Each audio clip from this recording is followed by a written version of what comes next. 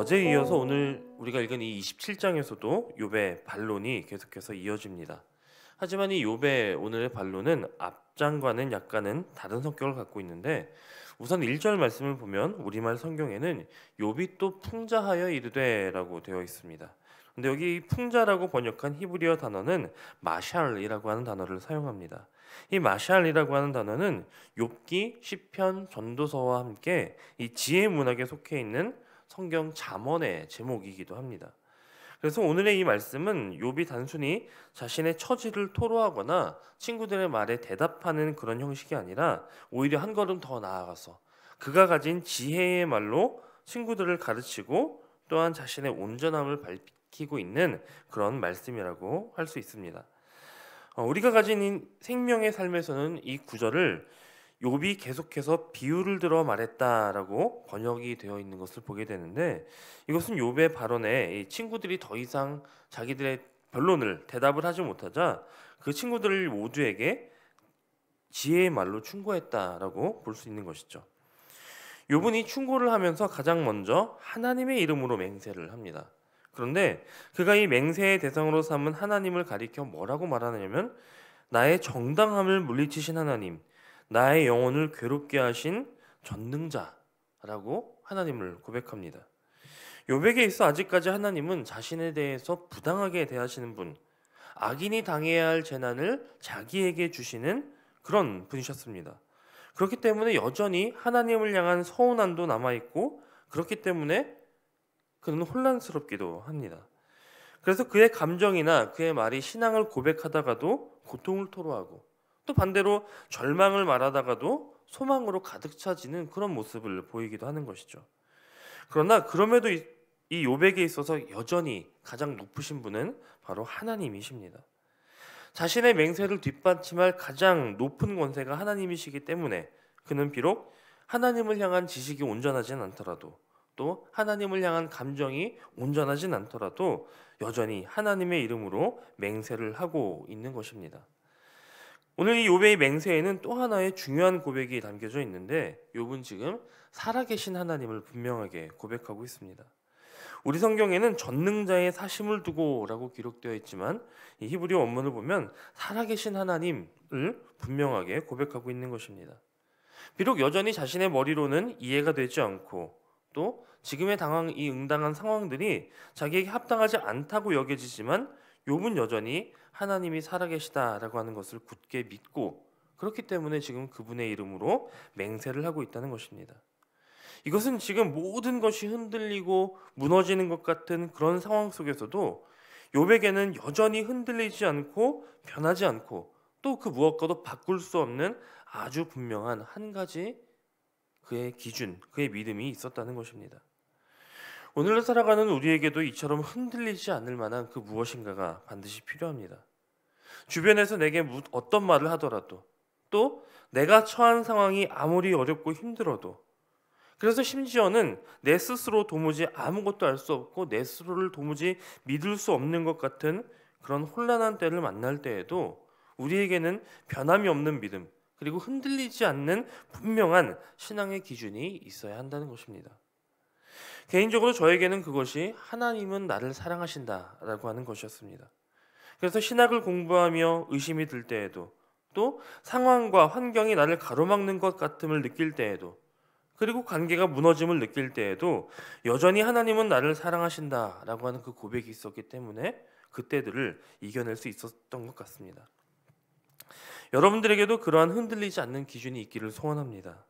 비록 욥처럼 다 이해하지 못하고 또 다 알지 못해도 괜찮습니다. 우리가 부르는 한 복음성가의 가사처럼 다 알 수 없고, 다 표현할 수 없고, 다 닮아갈 수 없고, 다 고백하지 못하는 그때를 만나도 그 흔들리지 않는 여러분만의 신앙의 고백을 통해 하나님과의 관계를 지켜나가는 그런 여러분이 되시기를 간절히 소원합니다. 욥이 이처럼 살아계신 하나님의 이름으로 맹세했다라고 하는 것은 앞으로 그가 하려고 하는 이 말이 하나님의 권위와 또 자신의 생명을 걸고 하는 참이라는 것을 의미하는 것입니다. 그리고 그 의미가 각각 3절과 4절에서 다시 언급되죠. 다시 말해서 욥은 지금 너무나도 확실한 믿음을 가지고 있었다는 것입니다. 살아계신 하나님을 붙들고 또 나의 생명을 걸고서라도 이처럼 비장하게 말할 수 있다라고 말하는 그 내용은 다름 아니라 하나님과의 의로운 관계에 대한 것이었습니다. 앞서서 새 친구들은 계속해서 욥이 당한 재난을 보고 욥이 회개하지 않으면 용서받지 못할 죄인이라고 고발하고 있지만 그 말이 틀렸고, 나는 내가 죽기 전까지 나의 공의를 굳게 잡고 놓지 않을 것이다 라고 말하는 것이죠. 여기서 지금 욥이 말하고 있는 공의라고 하는 것은 자신의 의로움을 말하는 것이 아닙니다. 여기서 말하는 공의란 하나님과의 의로운 관계에 대한 것입니다. 하나님 앞에 의롭다고 인정을 받았었던 그런 의로운 관계를 가졌었고, 비록 지금은 악인이 받아야 할 그런 부당한 고난을 당함으로써 고통스러워하고 혼란을 겪고 있지만, 앞으로 시간이 지나서 장차 나의 이 괴로움 육체를 벗어버리는 날 하나님 앞에 다시 의롭다 인정을 받을 것이라고 하는 이 사실을 굳게 붙잡고 놓지 않을 것이다 라고 하는 증언인 것이죠. 그는 그의 양심을 걸고, 그의 평생에 그의 양심을 걸고 그렇게 말하고 있습니다. 그의 일생 동안 하나님과 의로운 관계를 맺기 위해 애썼고, 일생 동안 하나님 앞에 정직하고 진실한 믿음을 가지고 살아왔던 그것을 나의 양심이 증언하고 있다라고 하는 그런 말이죠. 욥이 절망적인 고난 가운데서 붙잡고 있었던 것, 그것이 바로 이것입니다. 하나님과 맺은 의로운 관계, 그리고 하나님을 향한 깨끗한 양심입니다.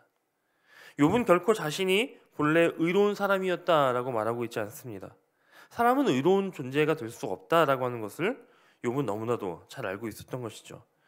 욥은 스스로의 의로움을 주장하는 것이 아니라 의로우신 하나님께서 나를 의롭다고 인정해 주시고 나에게 오셔서 의로운 관계를 맺어주셨다라고 하는 이것을 기억하며 붙들고 있고, 나의 일평생의 양심이 이것을 증언하고 있다라고 지금 말하는 것입니다. 이처럼 하나님을 향한 깨끗한 양심을 가지고 또 의롭다 인정을 받았다는 그 믿음을 갖는 자들에게 하나님은 용기를 주고 또 힘을 주십니다. 비록 처음에는 낙심하고 흔들리고 절망에 빠지기도 하지만 이내 다시금 그것으로 인하여 힘을 얻고 더욱 하나님을 향한 믿음을 붙잡고 나아가게 하시는 것이죠. 이것은 비단 욥뿐만이 아니라 모든 믿음의 사람들이 그러했습니다.